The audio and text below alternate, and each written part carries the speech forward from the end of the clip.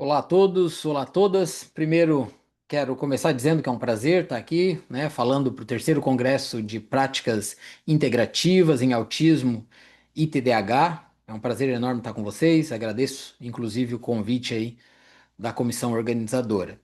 Bom, primeiro começar me apresentando, né? Meu nome é Rafael Mariano de Bittencourt, eu sou professor pesquisador aqui na Universidade do Sul de Santa Catarina, onde eu coordeno o Laboratório de Neurociência Comportamental. E a minha principal linha de pesquisa aqui, orientando trabalhos desde a iniciação científica até um mestrado e doutorado, passa por essa questão, né, do uso terapêutico de medicamentos à base de cannabis, do entendimento do sistema endocannabinoide. Eu já estudo isso há mais de 20 anos, desde a minha iniciação científica, mestrado, doutorado, foi tudo nessa área. Então é um prazer enorme poder falar com vocês sobre esse assunto, inclusive no TEA e no TDAH são frutos de pesquisas minhas que estão em desenvolvimento ou que já foram concluídas aí ao longo dos últimos anos. Eu vou compartilhar alguns slides aqui com vocês que vai facilitar aqui, né, na questão didática de como conduzir esse encontro. Vamos lá. Imagino que vocês já estejam vendo aí. Então hoje, pessoal, eu vou fazer uma fala com vocês intitulada Transtorno do Espectro Autista e Cannabis Medicinal da Neurobiologia à Prática Clínica. A gente vai fazer uma abordagem realmente dentro desse espectro todo, né, que envolve do entendimento neurobiológico aí do transtorno do espectro autista até a prática clínica que envolve mais especificamente o uso de medicamentos à base de cannabis. Então, primeiro começando, o que a gente vai abordar aqui hoje, já adiantando algumas coisas para vocês. Para começar, eu sempre, quando falo desse assunto, né, eu acho interessante convidar para quem esteja escutando que olhe para tudo isso para além do diagnóstico do TEA, né? O que em nível neurobiológico poderia conectar o transtorno do espectro autista ao sistema endocannabinoide? A gente está falando aí de um sistema, é bom lembrar, né, que é profundamente envolvido com desenvolvimento neural, por exemplo, com regulação emocional, com plasticidade sináptica. E será que há uma ponte possível entre esses assuntos, né, que eu junto aqui nessa conversa hoje? E já dando um spoiler, né? Tem sim uma ponte possível e muito plausível do ponto de vista neurobiológico. A gente vai falar sobre isso. Avançando um pouco mais, a pergunta deixa de ser assim sobre tratar o autismo e passa a ser muito mais clínica. Quais sintomas de fato parecem responder melhor ao tratamento, né? O sono, irritabilidade, ansiedade, comportamentos disruptivos, todos esses sintomas presentes ali no transtorno do espectro autista, né? Aonde que estão aí os sinais que são mais consistentes até agora com essa possibilidade? Vamos falar sobre isso também. E aqui a gente entra num território que eu acho bem importante, que é o da evidência, né? O que os ensaios clínicos estão nos dizendo hoje? O que os estudos observacionais sugerem também? Quais são os limites, né? Porque eu sempre falo que é muito importante entre o entusiasmo e a evidência, existe aí um espaço que precisa ser ocupado com senso crítico e na ciência é muito possível de fazer isso. E por fim, talvez a pergunta mais prática de todas é como integrar tudo isso na clínica, né? Quando que a gente pode considerar esse tipo de abordagem? Para quem? Com quais cuidados? Porque no fim das contas, pessoal, a gente não está falando apenas de moléculas aqui, né? Embora a gente vá falar de moléculas também. A gente está falando de decisões reais que vão impactar vidas, né? E isso é muito importante. Então é tudo isso que a gente vai abordar aqui um pouquinho hoje, tá? Primeiro, então, começando falando do transtorno do espectro autista, as relevâncias clínicas e os desafios aí terapêuticos. Então, quando a gente fala desse transtorno, né, do TEA, a gente está falando de um espectro todo, né? O próprio nome já diz, e isso não é só um termo técnico, é uma realidade clínica mesmo, é um espectro muito amplo que envolve aí o transtorno do espectro autista, né? E existe aí uma enorme variabilidade, então, entre os indivíduos que têm esse transtorno, tanto na apresentação dos sintomas, quanto também no nível de funcionalidade. E por tudo isso, né, essa situação exige desde o início um olhar bastante individualizado. E isso aí já vai ao encontro de como é a prática clínica em cannabis. Quem já atua nessa área sabe, né, que o olhar dentro da prática clínica que envolve a prescrição de medicamentos à base de cannabis tem que ser um olhar bem individualizado. Cada caso é um caso, com cuidado, respeitando essa individualização. Isso é muito bacana e no caso do transtorno do espectro autista não é diferente, né? Do ponto de vista do diagnóstico, a gente tem dois grandes eixos de situações que estão acontecendo nesse transtorno, que é prejuízo na comunicação e interação social, né? Isso é bem comum, e também presença de padrões restritos e repetitivos de comportamento. Esses são os que a gente chama de sintomas centrais do transtorno do espectro autista. E, curiosamente, pessoal, são justamente esses sintomas centrais aqueles que são mais difíceis de serem modulados farmacologicamente. É o grande desafio aí na farmacologia, né? Na prática clínica, né, o que a gente vê muitas vezes é que nem são esses sintomas que geram maior assim grau de sofrimento. Esses sintomas centrais, né? Na maioria das vezes, os sintomas que acabam gerando maior sofrimento e que inclusive faz com que pessoas busquem tratamento e tudo mais, é o que a gente chama de sintomas associados, que envolvem a irritabilidade, agressividade, ansiedade, distúrbios do sono, hiperatividade. São exemplos aí de sintomas associados que muitas vezes são os que acabam levando as pessoas, né, cuidadores, responsáveis, enfim, a procurar uma ajuda, um tratamento medicamentoso. Lembrando, né, eu vou falar disso mais vezes, vai voltar esse assunto de que os sintomas centrais, inclusive, são os mais desafiadores do ponto de vista farmacológico, enquanto esses outros a gente consegue modular um pouco mais, tá?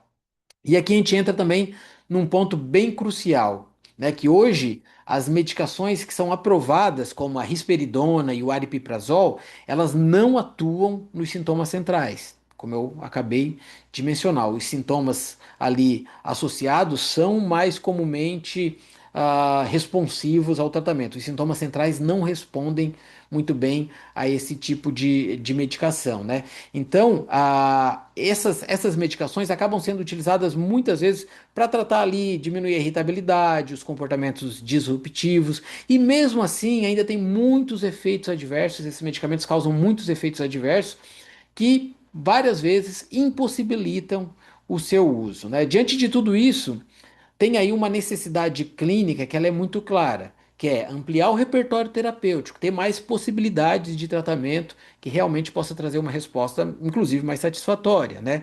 Não no sentido de substituir a abordagem consolidada, mas talvez também, né? Por que que não?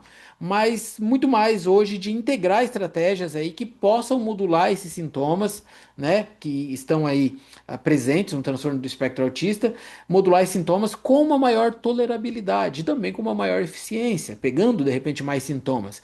E é justamente nesse contexto, pessoal, que entra a cannabis medicinal. É aí que os medicamentos à base de cannabis entram nessa discussão, tá? Porque também eles se encaixam muito bem, como eu já falei, nessa situação de individualização do tratamento. A gente vai voltar a falar sobre isso. Então, seguindo aqui, antes de falar sobre a cannabis medicinal, né? Antes de abordar essa questão, inclusive na prática clínica, se fala desse tema, é obrigatório a gente já falar antes disso do sistema endocannabinoide. Por que olhar para o sistema endocannabinoide nesse contexto, né? Então, esse sistema foi descoberto relativamente recentemente, aí no final da década de 1980, início da década de 1990, e desde então a gente tem descoberto cada vez mais funções, cada vez uma maior importância desse sistema no controle aí homeostático do nosso organismo, no equilíbrio do funcionamento do nosso organismo como um todo. Ele não está restrito a um único órgão, a uma única função, ele é amplamente distribuído em todo o nosso organismo, ele participa da regulação fina aí de muitos processos fisiológicos e, sobretudo, atua como modulador, como eu falei, do equilíbrio interno. É o principal sistema regulador desse equilíbrio aí do funcionamento do nosso organismo. Isso tudo se torna ainda mais relevante quando a gente lembra que o sistema endocannabinoide, além de participar de todo esse equilíbrio interno, dessa homeostase, ele participa também muito ativamente, por exemplo, do neurodesenvolvimento, da manutenção dos circuitos neuronais e, sobretudo, da plasticidade sináptica. E a gente já começa a ver a ponte, né, entre a questão da cannabis e do transtorno do espectro autista, quem entende da fisiopatologia desse transtorno, porque o sistema endocannabinoide dialoga com essas questões que são muito importantes para o transtorno do espectro autista, que são a maturação de circuitos neurais, plasticidade sináptica e também a questão, de uma forma geral, do neurodesenvolvimento. Em outras palavras, aí, esse sistema ajuda a moldar como o cérebro se organiza, né? Como ele responde à experiência e como ele se ajusta à comunicação entre neurônio ao longo do desenvolvimento. Que isso é campo fértil, né? É a base de muita coisa que está envolvida aí no transtorno do espectro autista. Além disso, o sistema endocannabinoide ele também contribui para o balanço entre excitação e inibição neural, né? Que, repito, também é muito importante no transtorno do espectro autista. Eu falo que no cérebro de quem tem o transtorno do espectro autista é como se estivesse acontecendo ali microconvulsõezinha, né? Convulsõezinhas, essa estabilidade está um pouco mais descontrolada. E o sistema endocannabinoide participa justamente desse ponto, né? Ele também participa aí da regulação emocional, por exemplo, da resposta ao estresse, do processamento de estímulos sociais, de comportamentos ligados à interação com o ambiente, ou seja, tudo isso muito presente do transtorno do espectro autista tem a participação, tem a função desse sistema modulando essas questões no nosso organismo. Então, quando a gente fala de autismo, né, a gente não está falando de um sistema periférico à discussão, vamos dizer assim, mas de um sistema biologicamente plausível dentro dela. Tá? Quando a gente fala de tudo isso, e aí começa a traçar as pontes que eu falei entre sistema endocannabinoide, transtorno do espectro autista e, consequentemente, uso de medicamentos à base de cannabis, porque, como eu costumo falar assim nas aulas e palestras, enfim, ah, por acaso, né, a gente tem na planta, na cannabis, moléculas que se encaixam perfeitamente nesse sistema. Poderia vir de outra planta, poderia, enfim, vir de vários lugares, mas está ali na cannabis. O laboratório, vamos dizer assim, da natureza fez essas moléculas que se encaixam perfeitamente nesse sistema e isso é bem interessante. Bom, outro ponto importante sobre o sistema endocannabinoide é que ele não atua somente na neurotransmissão. Ele também dialoga, por exemplo, com vias inflamatórias, com a parte do funcionamento imune, com sono, com dor, também com reatividade comportamental. E tudo isso ajuda a explicar por que do interesse clínico nos canabinoides no contexto aí do transtorno do espectro autista, né? Que não vai se concentrar apenas nos sintomas centrais, que como eu falei é um desafio de tratamento do ponto de vista farmacológico, mas também e sobretudo vai se concentrar nos sintomas associados, como a irritabilidade, a ansiedade, a hiperatividade, a alteração do sono e por aí vai, né? Então, por que olhar para o sistema endocannabinoide? Por tudo isso que a gente está falando. Porque ele oferece uma base biológica que ela é consistente para que a gente possa investigar terapeuticamente esse sistema como um alvo dentro do transtorno do espectro autista. Tem uma base biológica conectando esse sistema ao transtorno do espectro autista. Isso é muito importante, né? Então, é importante fazer essa investigação, fazer uma leitura também, obviamente, com cuidado, reconhecer a plausibilidade não significa prometer uma resposta clínica universal, é importante, inclusive, no manejo da expectativa ali do paciente, né? Muitos pacientes respondem bem, mas alguns não, né? Mas tem uma plausibilidade interessante e a biologia abre porta aí para a hipótese, né? Daí vem a boa ciência que vai decidir se a gente pode atravessar essa porta ou não. Aqui eu mostro um artigo de revisão que foi publicado pelo meu grupo de pesquisa, né, na Pharmacology, Biochemistry and Behavior. A gente traz um artigo de revisão falando justamente do sistema endocannabinoide no transtorno do espectro autista. E aqui a gente mostra questões muito interessantes, como por exemplo estudos clínicos mostrando que crianças com transtorno do espectro autista, mais de 200 crianças investigadas, mostraram níveis séricos diminuídos, né, níveis sanguíneos aí diminuídos de anandamida, né, presentes nessas crianças, mostrando aí de repente uma relação, já uma ponte mais direta entre o sistema endocannabinoide e o transtorno do espectro autista. Depois eu vou disponibilizar esse material aqui para quem quiser se aprofundar um pouco mais, né, inclusive ler os artigos que eu vou citar aqui. Bom, mas seguindo, né? Falar um pouquinho então dessa questão, né, dessa hipótese biológica no transtorno do espectro autista e aonde que o sistema endocannabinoide pode atuar nesse ponto, né? Uma das hipóteses mais discutidas do transtorno do espectro autista é justamente aquilo que eu falei, o desequilíbrio entre excitação e inibição neural. Tá tendo ali uma hiperestabilidade, né? Tá tendo como se fossem microconvulsões, eu costumo falar. Então, de uma forma simplificada, tem uma tendência aí a uma maior atividade glutamatérgica, né? Essa parte da estabilidade, uma menor atividade GABAérgica, que seria o freio para tudo isso.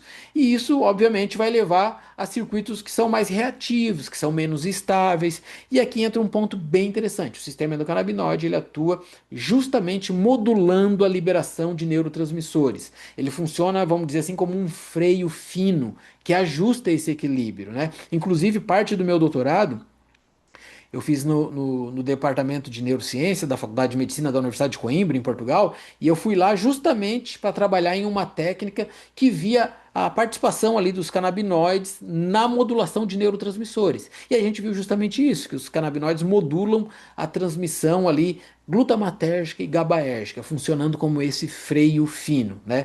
Outra linha importante de investigação envolve a neuroinflamação, que tem se falado bastante ultimamente, né?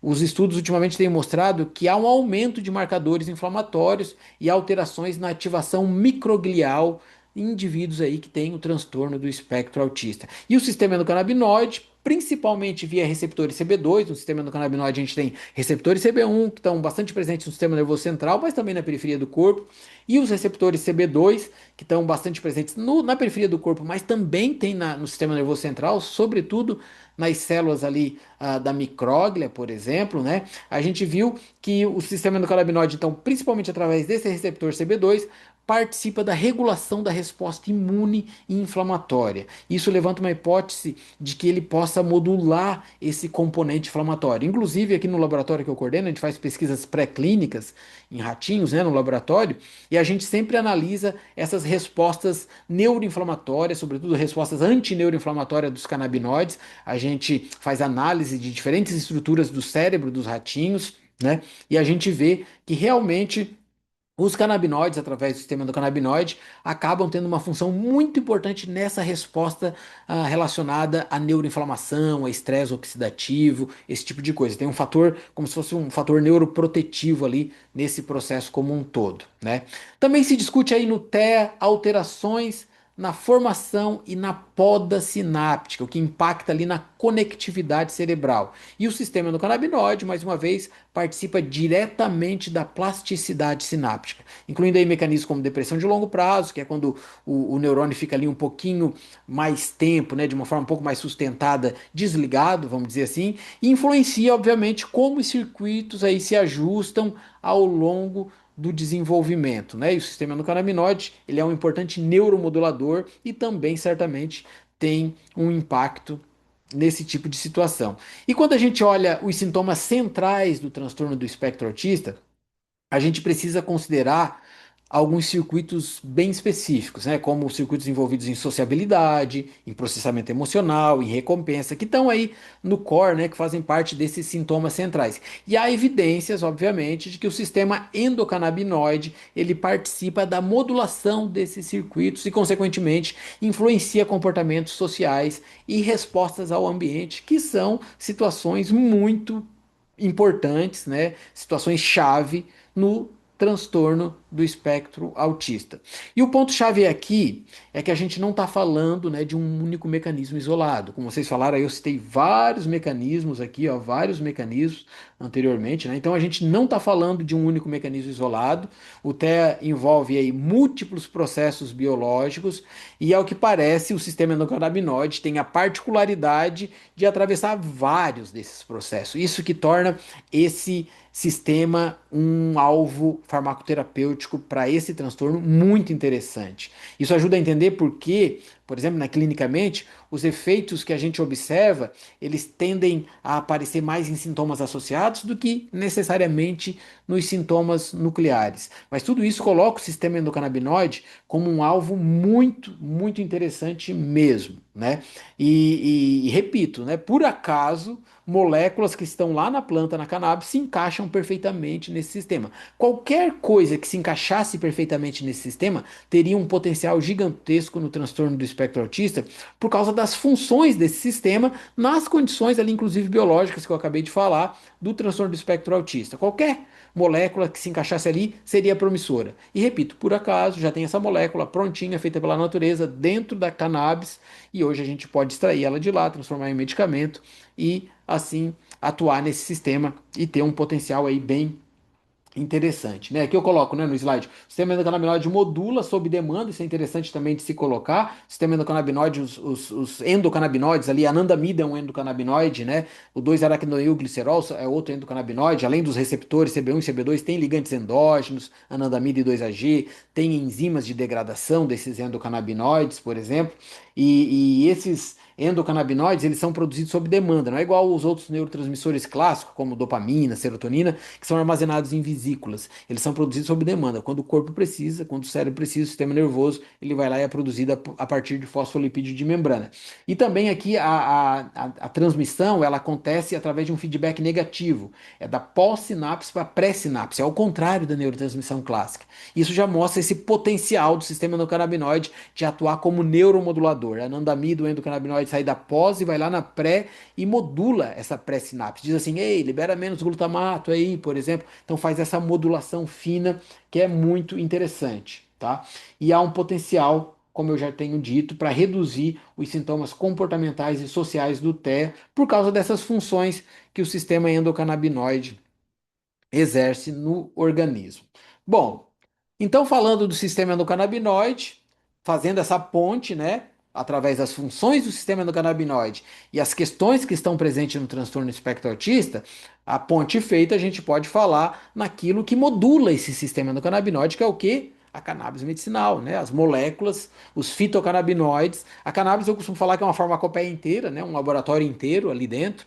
Tem os fitocannabinoides, que são substâncias presentes só nessa planta. O canabidiol é um bem conhecido, mas tem o THC, que também é outro bem conhecido, né? Mas tem vários outros, canabigerol, tetraidrocanabivarina e por aí vai. Tem terpenos, flavonoides, tem uma série de moléculas ali dentro, né? Então é importante falar sobre isso quando a gente está falando de cannabis. A gente não está falando de uma única molécula, de uma única substância, a gente fala só de canabidiol, não. Né? É uma planta que tem muita coisa ali dentro, tá? A gente está falando então de centenas de compostos bioativos, ok? Os principais, os mais estudados, os mais conhecidos são talvez o canabidiol e o tetraidrocannabinol, o THC, mas tem muitos outros, né? Que também são estudados, tá?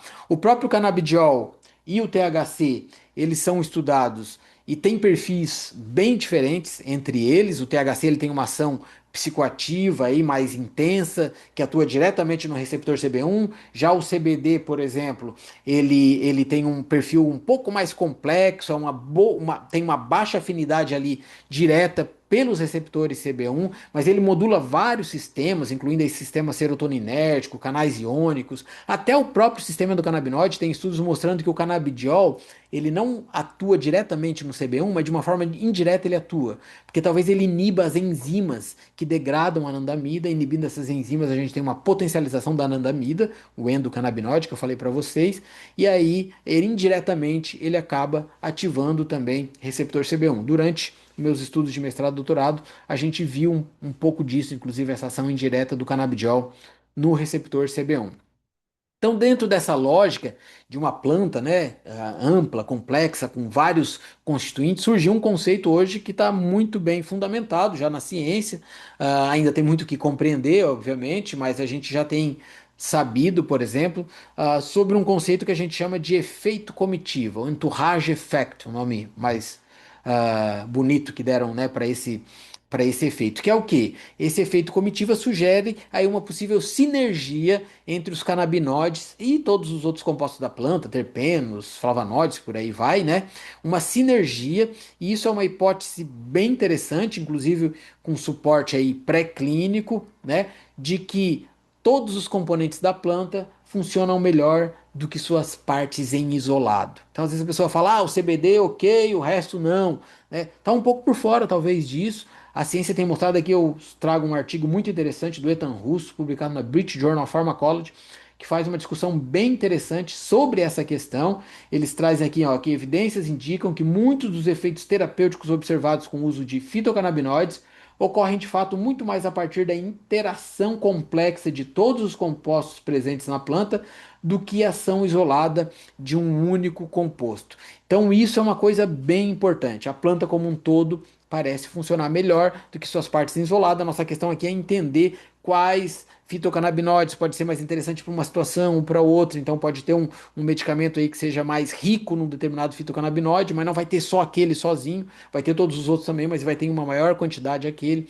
Então isso é uma coisa bem interessante. Então, talvez a mensagem principal, assim, né, clínica, sobretudo, desse slide aqui, seja que não existe cannabis apenas, né? Existem aí diferentes compostos, diferentes proporções, inclusive, como eu acabei de falar, diferentes formulações, e isso significa, pessoal, que na prática a gente está lidando com intervenções farmacológicas distintas, que precisam ser pensadas, então, obviamente, com todo critério. Ok?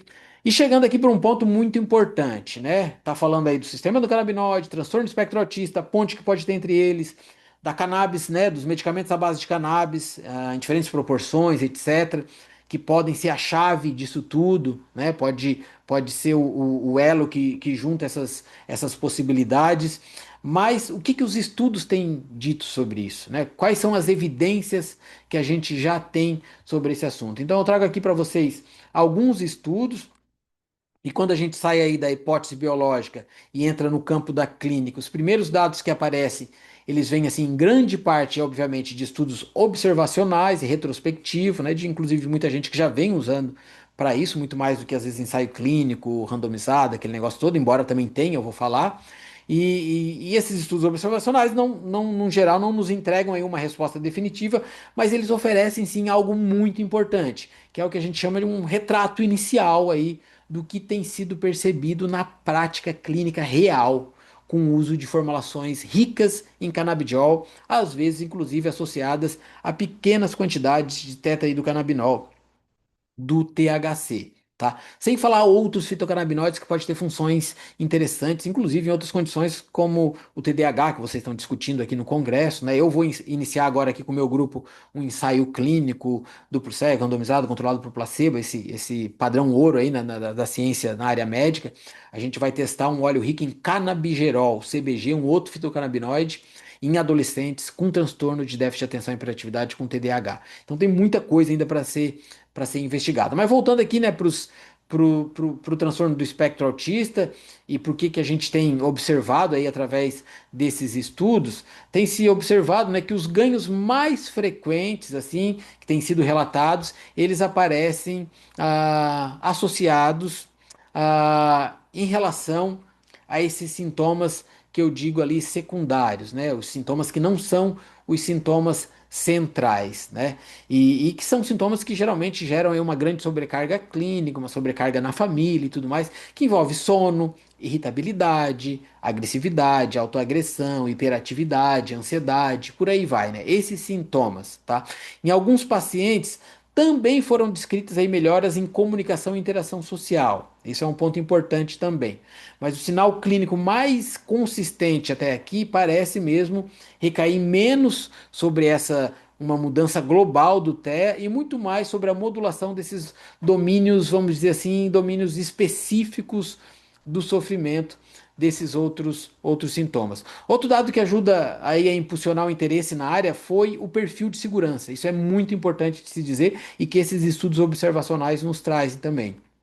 De uma forma geral, os estudos observacionais eles descrevem efeitos adversos predominantemente leves a moderados. E aí a gente dá destaque, né, para sonolência, alterações de apetite, sintomas gastrointestinais, né? Em alguns casos, não muito frequente, irritabilidade, até mesmo inquietação, às vezes um efeito até meio paradoxo, tá? Então, mas são sintomas, são situações que têm um fácil manejo num geral, né? E são relativamente brandas, relativamente tranquilas, né? Em outras palavras, aí o campo começou a crescer não só porque havia relatos de melhora, mas porque em muitos casos a tolerabilidade parecia ser muito interessante. E isso na farmacologia é muito bacana, algo que tem um potencial terapêutico e que ao mesmo tempo ofereça uma segurança. E os canabinoides, já desde esses estudos observacionais, parecem mostrar isso. Um aspecto assim que é clinicamente bem interessante é que alguns estudos também relataram uma redução da carga medicamentosa, assim, né? Os pacientes chegam muitas vezes tomando vários medicamentos e ao longo do tratamento com medicamentos à base de cannabis vão diminuindo esses tratamentos.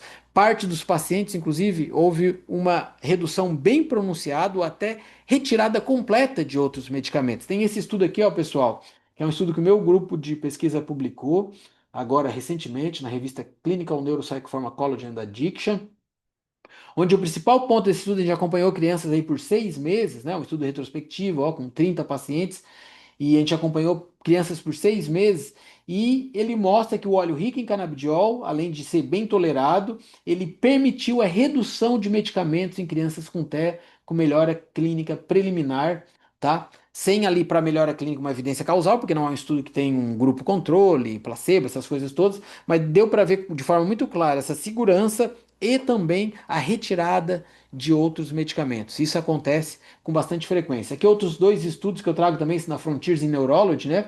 Um estudo observacional do Fleury Teixeira, um pesquisador brasileiro, com 18 pacientes, sugeriu uma melhora em múltiplos sintomas do TEA, com extrato rico em canabidiol e uma boa tolerabilidade e possível redução de outras medicações, reforçando isso que eu falei, né? Além de ser seguro, reduz outras medicações. E esse estudo aqui do Aran e colaboradores, né? Que é bem interessante também, um estudo retrospectivo com 60 pacientes, indicou aqui uma melhora comportamental em 61%, né, com a cannabis, rica em canabidiol também, uma boa tolerabilidade, ou seja, reforçando a segurança de uma forma geral, mais risco de efeitos adversos com o THC, que são efeitos que a gente sabe que pode existir, mas que, como eu já falei, né, são relativamente tranquilos de serem manejados, tá?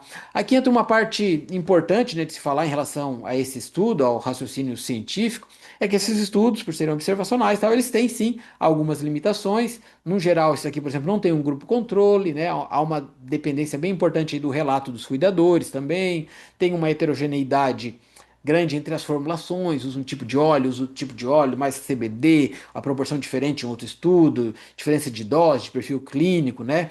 Também amostras pequenas, a gente precisa de amostras maiores, mas eles não têm essa pretensão de oferecer uma conclusão mesmo. Eles são para nos oferecer uma direção. Ei, olha para aqui, vai para aqui, que a gente está apontando para um sinal promissor. É isso que esses estudos observacionais dizem, né? Eles não são suficientemente assim para afirmar uma causalidade, né? Mas eles apontam uma direção muito interessante, inclusive uma direção do ponto de vista de segurança, né? De saber que esses medicamentos podem ser seguros, além de possivelmente ter uma eficiência interessante naquilo que eles se propõem a tratar, eles também podem ser seguros, tá bom? Mas também temos ensaios clínicos, né? E aí é o que eu quero falar agora. O que que a gente tem de mais robusto também acontecendo nesse universo? Então, depois dos estudos observacionais, né, o campo ele começa a avançar em um nível para um nível mais rigoroso de investigação, que são os ensaios clínicos randomizados. Tem surgido cada vez mais. E se essa aula fosse daqui a uns 5 anos, eu tenho certeza que isso ia estar muito mais robusto. Então a tendência é que vai ter cada vez mais e vai embasando tudo isso que a gente está falando, propondo aqui. E a gente já não está mais apenas observando, então, nesse caso, a gente está testando de fato hipótese com controle, com comparação, com um método, né? Tem um grupo que recebe placebo, outro que recebe tratamento, faz uma comparação, às vezes com crossover e tudo mais. Então, isso tudo é muito interessante. É que eu cito, né, um dos estudos aí, que é esse estudo aqui de Aranha em colaboradores, publicado na Molecular Autism, né? É um estudo bem interessante, é um clássico aí de quem estuda cannabis no transtorno do espectro autista. E ele se trata de um estudo que é randomizado, duplo cego, que comparou o extrato de cannabis com placebo em crianças e adolescentes com transtorno do espectro autista. E os resultados eles mostraram aí sinais de melhora em alguns desfechos, especialmente relacionados a comportamento disruptivo, a irritabilidade e também a impressão global assim de mudança de que as coisas melhoraram. Ou seja, novamente a gente vê um padrão, que os efeitos aparecem mais claramente em sintomas associados do que propriamente nos sintomas centrais do TEA. Mas lembrando que muitas vezes esses sintomas associados são os que acabam agregando uma carga maior ali, né? Tanto na clínica quanto na família. Muitas vezes são os sintomas que levam a procurar mais tratamento, e esse estudo mostrou um efeito mais interessante nesses sintomas. Outro dado aqui bem interessante de a gente destacar é que esse estudo é que nesse estudo é que esse estudo teve tanto a utilização de um extrato completo da planta, né, o full spectrum,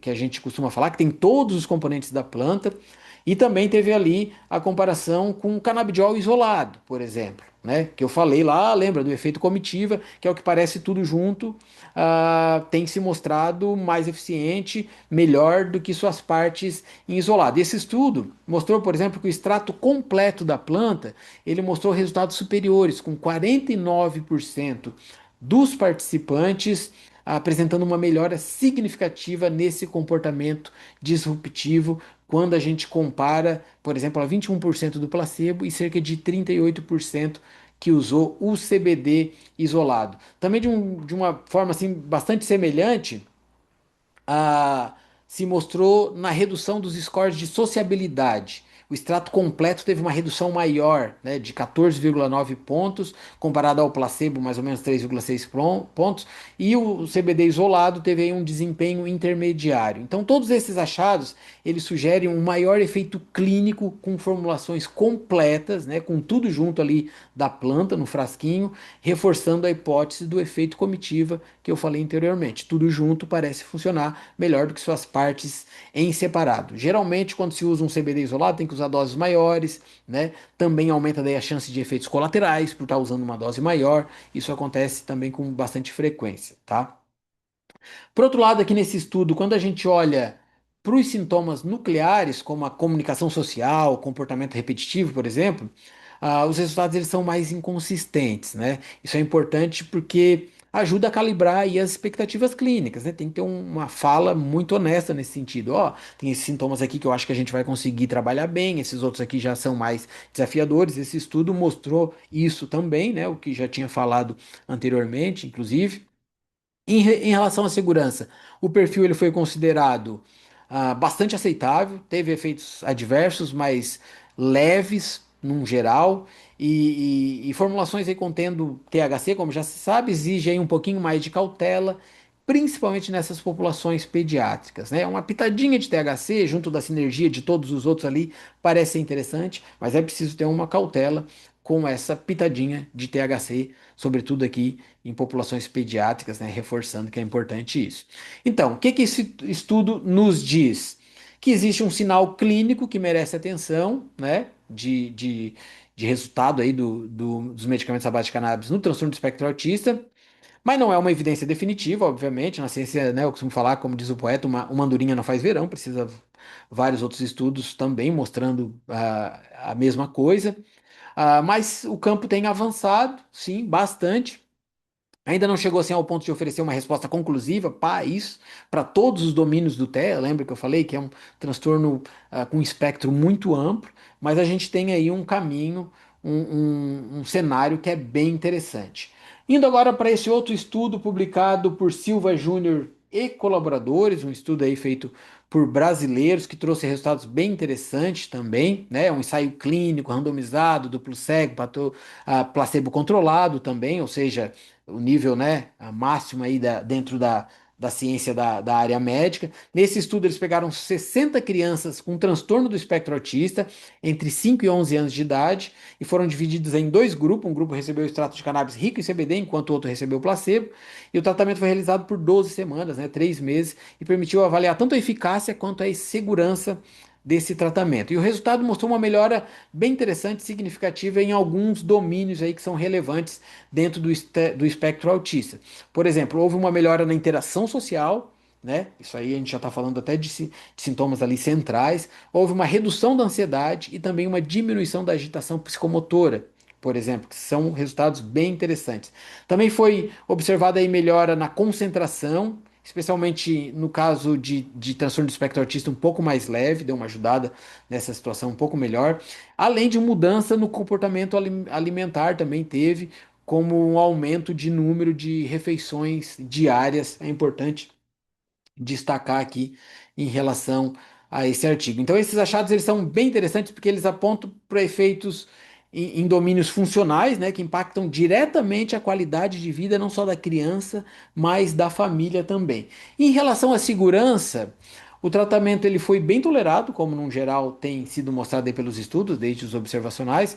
Cerca aí de 10% apenas das crianças do grupo tratado que apresentaram alguns efeitos adversos, que foram, no geral, descritos como leves, incluindo tontura, insônia, cólica, ganho de peso, algo nesse sentido, e que tende a ser controlado ao longo do tempo, com relativa facilidade. A gente observa isso na prática clínica, né?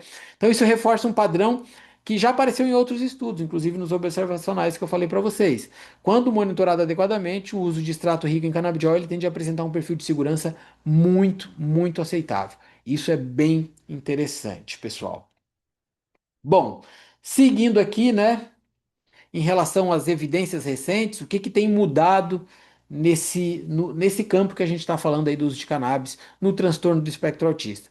Então, nos últimos anos, o número de estudos sobre cannabis e TEA vem aumentando bastante, como eu comentei, né? Tem mais dados, mais grupo de pesquisa, mais interesse clínico também, né? Importante.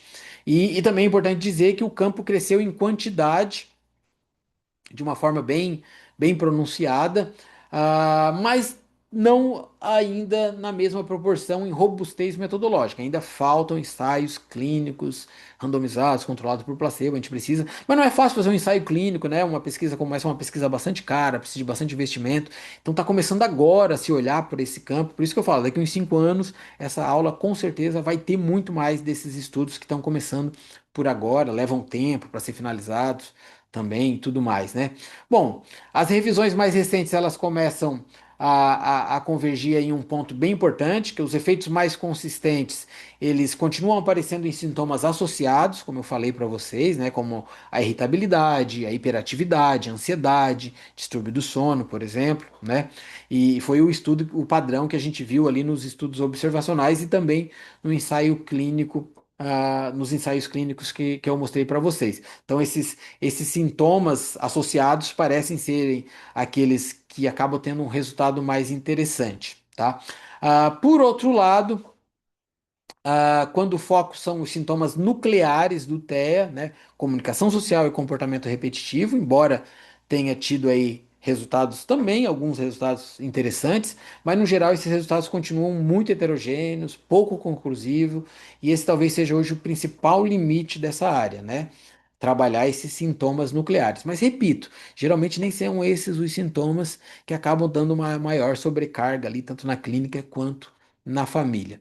Outro ponto aí que tem ficado cada vez mais evidente com o acúmulo de estudos, né, é que tem uma enorme heterogeneidade, né? Isso a gente já sabe. Tem diferenças nas formulações, diferentes proporções de canabidiol, diferentes proporções de THC, por exemplo, as doses variadas, populações distintas, né? Isso tudo dificulta essa comparação entre esses estudos, até para fazer uma meta-análise, às vezes é difícil, porque é como se a gente estivesse falando de muitas vezes de medicamentos quase muito diferentes, assim, né? Não quase, realmente diferentes, quando eles diferem muito nessa proporção. Então, a, se tivesse assim, uma padronização, isso seria mais interessante. Mas volto, né? A cannabis, o tratamento com cannabis envolve muito essa questão da individualização.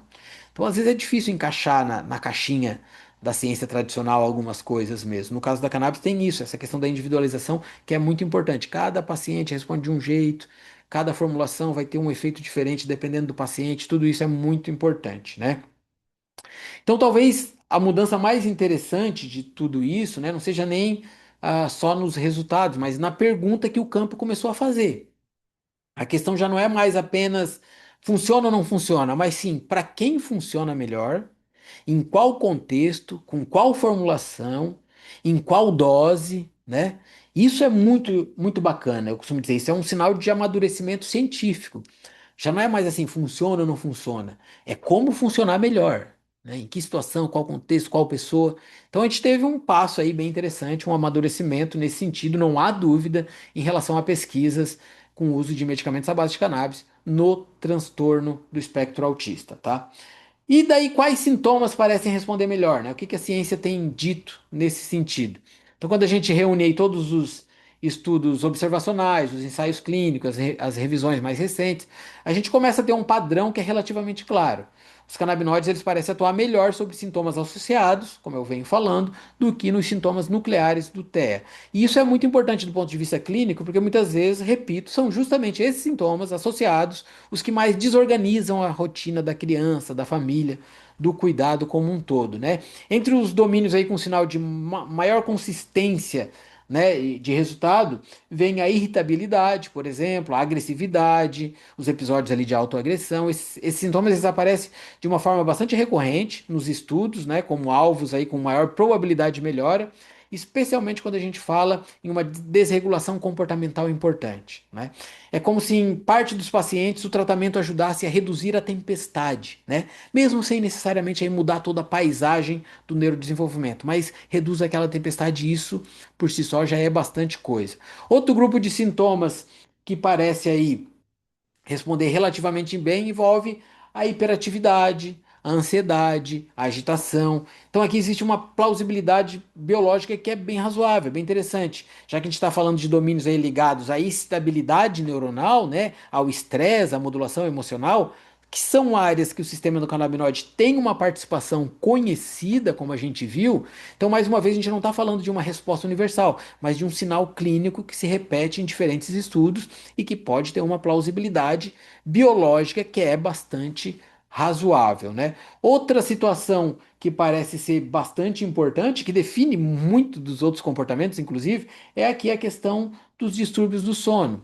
O sono merece um destaque importante aqui. Em muitos pacientes com transtorno do espectro autista, o sono é uma peça central do sofrimento, né? Quando o sono não vai bem, pessoal, quando o sono vai mal, todo o resto tende a desorganizar junto. Isso é um fato. O sono é extremamente importante para todos, né? Para tudo, para se viver bem. E no transtorno do espectro autista não é diferente. Se o sono não vai bem, desorganiza tudo. E aqui a gente não está falando nem só do sono da criança, muitas vezes, de quem tem um transtorno do espectro autista, mas o sono dos cuidadores, inclusive, né? Então, os estudos iniciais, eles frequentemente relatam uma melhora, tanto na latência, né, no início do sono, quanto na manutenção e, sobretudo, na qualidade do sono.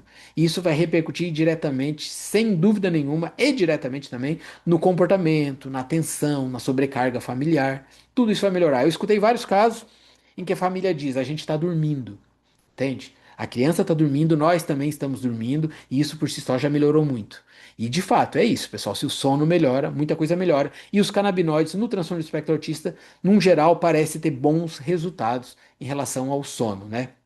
Já quando a gente entra nesse campo da comunicação, né, interação social, o cenário daí vai ficando um pouquinho mais delicado. Alguns estudos relatam melhor, inclusive ensaios clínicos, como eu mostrei, com sinais positivos aí em escalas de sociabilidade, por exemplo, mas esse efeito é menos consistente e menos robusto do que aqueles efeitos que a gente observa nos sintomas associados que eu falei até agora. Em outras palavras, assim, pode haver um ganho em parte dos pacientes, mas ainda não é esse o domínio mais sustentado pela evidência. O mais sustentado é o dos sintomas associados. Então, por isso, né, talvez a síntese mais honesta hoje de tudo que está acontecendo seja que os canabinoides parecem ter maior utilidade clínica no manejo da irritabilidade, da agressividade, da hiperatividade, da ansiedade, do sono, por exemplo, que não é pouca coisa, já é bastante coisa, né? Talvez até o principal, enquanto nos sintomas centrais do TEA, esses eles permanecem como um território um pouco mais incerto. Isso não diminui de forma alguma o valor clínico do tratamento, né? Apenas nos ajuda aí a alinhar melhor a expectativa. Como falei, é importante alinhar a expectativa, a indicação, né, com uma responsabilidade, envolve também passar por esse caminho. Então, no TEA, o sinal mais promissor parece estar menos no núcleo do diagnóstico, como eu coloquei aqui no slide, e mais naquilo que intensifica o sofrimento ao redor dele. Não há dúvida sobre isso. O que que traz mais sofrimento? E é onde parece atuar mais, entende? Então, isso é muito interessante. Outro ponto importante, né, diz respeito à segurança e efeitos adversos.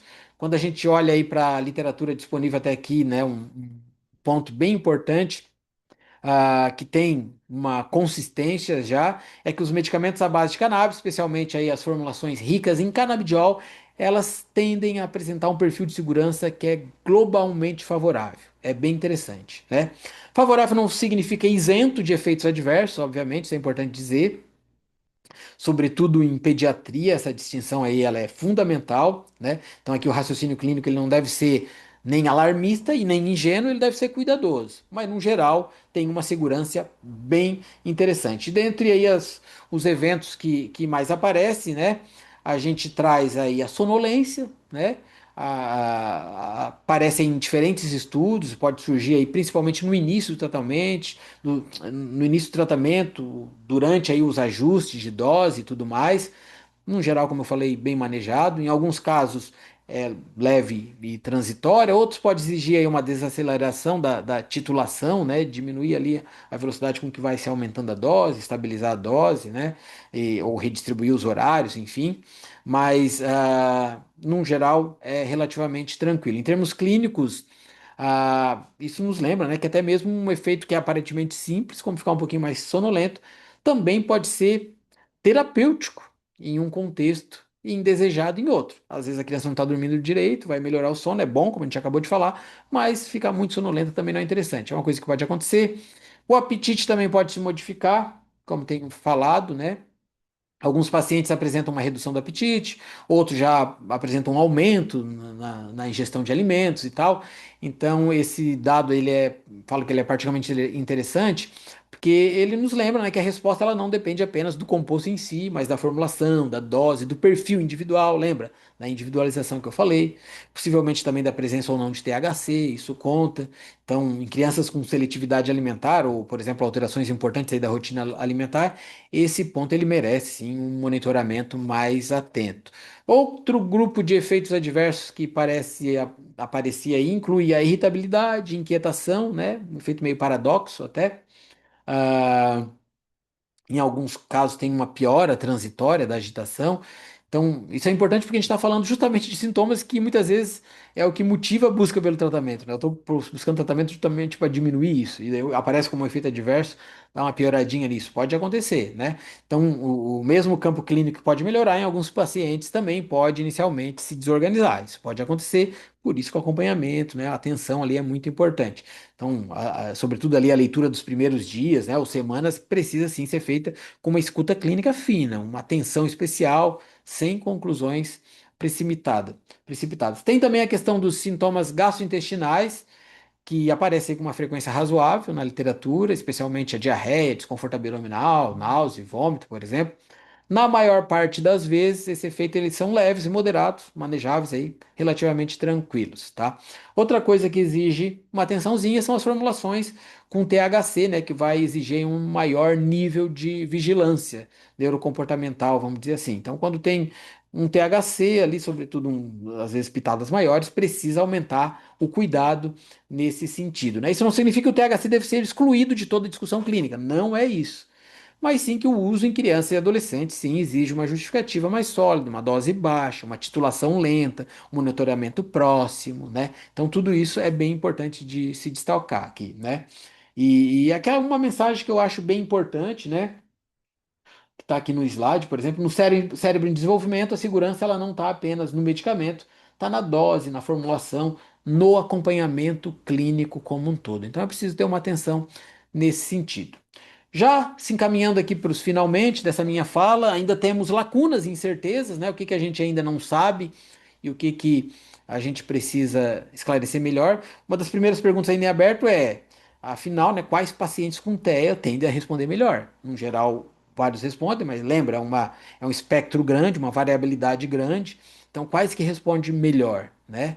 Então, o TEA por si só já é bastante heterogêneo, a gente está falando de perfis clínicos aí bem diferentes entre si, diferenças aí em relação à gravidade, à linguagem, funcionamento adaptativo, por exemplo, sensibilidade sensorial, presença de comorbidade, enfim, uma série de coisas. Então, um dos grandes desafios atuais hoje não é só saber se tem uma resposta, mas intensificar o entendimento, né, identificar melhor em quem essa resposta tende a ser mais favorável e mais clinicamente relevante, tá? Outra lacuna bem importante aqui que eu destaco diz respeito à formulação. A gente ainda não sabe com uma segurança se extratos da planta inteira, formulações ricas em CBD, com traços de THC, compostos isolados, preparações broad spectrum, enfim, o que tem um desempenho superior em diferentes contextos clínicos. No geral, tem tido um consenso de que o todo funciona melhor do que suas partes isoladas, mas esse todo pode ter mais de um fitocannabinoide, mais de outro, sem um específico, enfim, tudo isso a gente tem que esclarecer mais ainda. Como eu falei, os dados têm sugerido aí uma vantagem para extratos mais complexos, mas a gente está longe de ter uma resposta conclusiva sobre esse sentido. Outro ponto importante diz respeito ao THC, também está em aberto ainda qual exatamente o papel do THC em baixas doses, né? Em teoria, aí, pequenas quantidades podem contribuir para analgesia, por exemplo, se tem dor, para o sono é bem importante, regulação comportamental, até para potencialização ali do efeito conjunto com o canabidiol, propriamente dito, uma sinergia, né? Mas por outro lado, principalmente em criança e adolescente, que a gente está falando, o THC exige aí uma cautela, né? Pelo fato de ter um pouco de risco de efeitos adversos, neuropsiquiátrico, cognitivo e por aí vai. Então, o ponto aqui não é demonizar, não, nem idealizar o THC, é compreender melhor quando que ele ajuda, em que dose e em quais pacientes. Isso é bem importante. Outra coisa importante diz respeito aí à estratégia do tratamento. A gente ainda não sabe com clareza qual é a dose ideal para diferentes perfis de TEA, né? Por quanto tempo o tratamento deve ser mantido. A gente também não sabe como pensar a manutenção aí a longo prazo, né? A gente não tem grandes estudos a longo prazo, por exemplo, né? Falta isso. Então, no geral, os estudos usam doses, concentrações, esquemas de titulação que são muito diferentes entre si, e isso acaba dificultando a padronização aí, limita essa transposição direta dos resultados para a prática clínica, né? Outra questão importante, talvez aí a maior incerteza que a gente tem no campo é qual de fato o impacto, né, do tratamento dos canabinoides sobre os sintomas centrais do TE. Hoje os resultados mais consistentes aparecem em sintomas associados, como eu falei para vocês, irritabilidade, ansiedade, agitação, sono, por aí vai. Já os efeitos sobre comunicação social, reciprocidade, comportamentos repetitivos, né, tudo isso ainda é bastante heterogêneo, menos robusto, e esse é um ponto decisivo, porque ele impede aí leituras, né, que eu digo que são mais simplistas ou triunfalistas, vamos dizer assim, né? Então esse é um ponto bem importante. Outro ponto importante que eu chamo a atenção é o impacto das comorbidades. A gente precisa entender melhor como comorbidades modulam a resposta ao tratamento. Se tem epilepsia junto, se tem TDAH, se tem ansiedade, né, distúrbio do sono, qualquer outra condição aí que frequentemente coexiste com o TEA, o quanto isso pode alterar tanto a apresentação clínica quanto a resposta aos canabinoides. Isso a gente não sabe ainda. Em alguns casos, a melhora, né, que se observa ali pode se refletir sobre essas comorbidades, inclusive, talvez até principalmente, mas não necessariamente há aí uma modificação direta do núcleo do transtorno, né? E também, o que que esse conjunto de lacunas nos ensina, né? Uma coisa que eu gosto de chamar a atenção, que trata-se de um campo em construção e que a boa ciência ela não perde força quando a gente reconhece as suas incertezas, bem pelo contrário, ela ganha profundidade, né? Então, talvez assim, passo mais maduro nesse momento não seja afirmar demais, mas perguntar melhor, né? A gente está melhorando as nossas perguntas, consequentemente estão vindo respostas interessantes e assim a gente vai construindo esse conhecimento.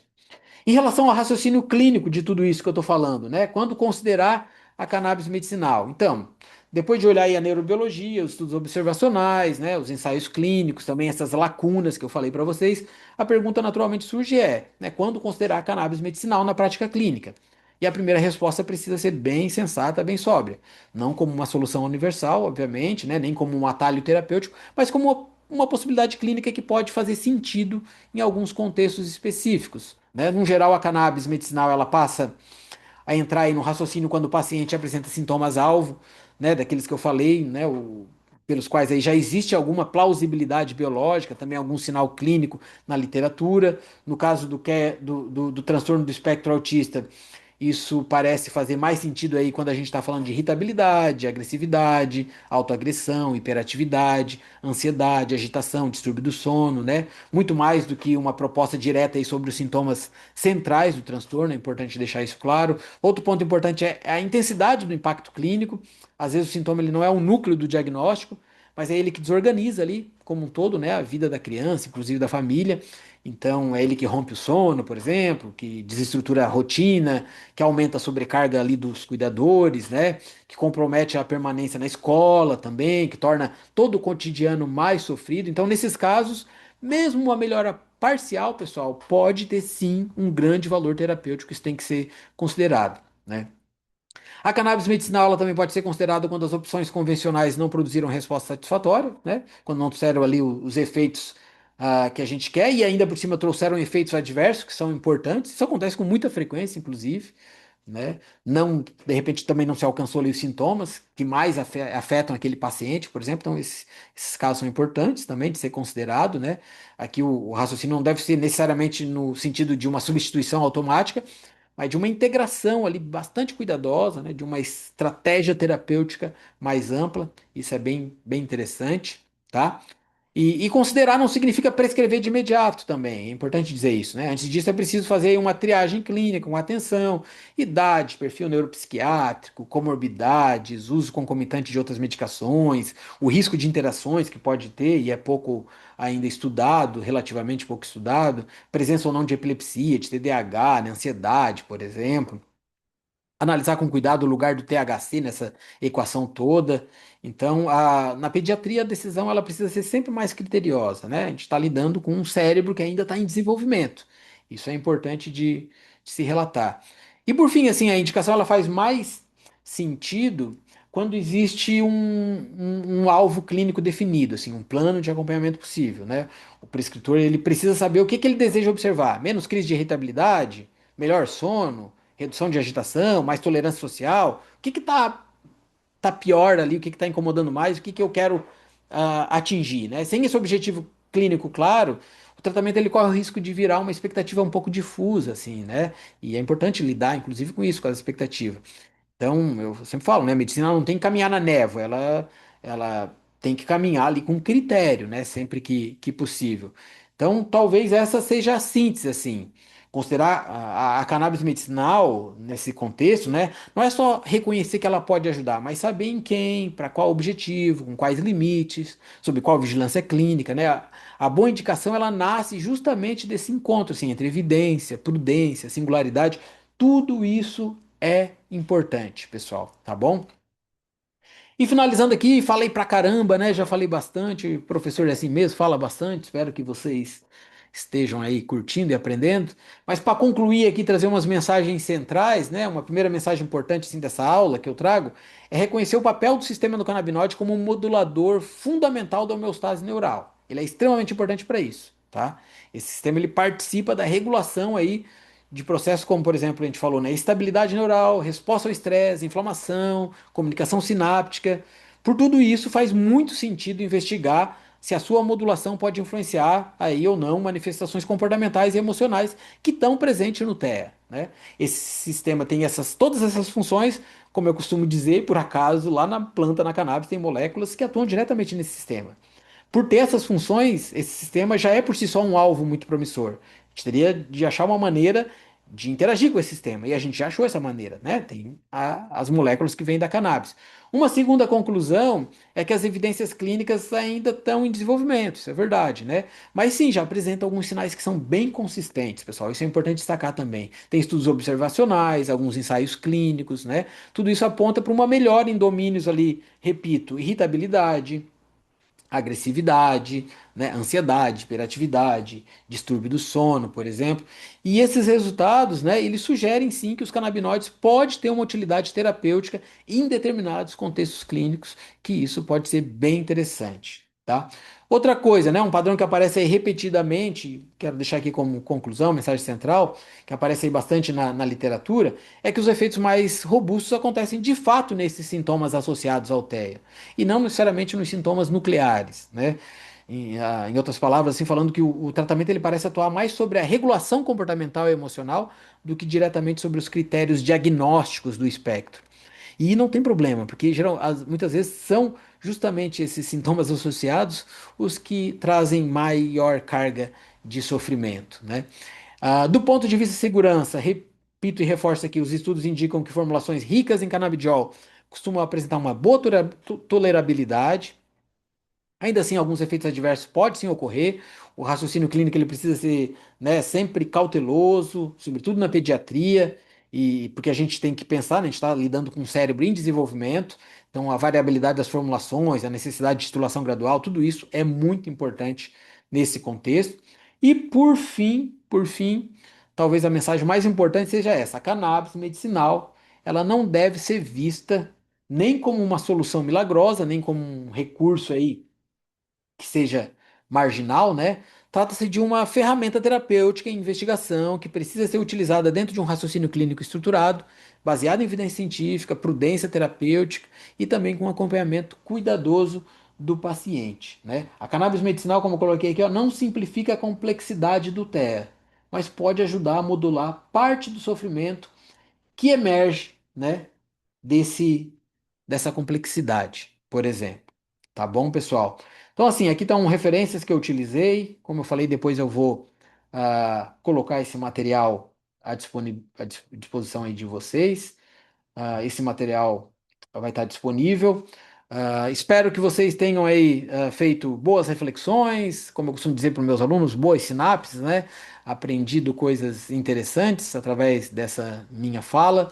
No que precisar, sigo à disposição. Quem quiser aí me acompanhar, acompanhar meu trabalho, faço uma divulgação científica através do meu Instagram, profrafael.neuropoeta. Eu brinco nem só de neurociência, farmacologia vive o homem, né? Tem que ter um toque de poesia, nas horas vagas eu faço isso. Repito que foi um prazer estar aqui com vocês e espero que possamos nos encontrar em algum momento, inclusive presencialmente. Valeu, pessoal. Grande abraço.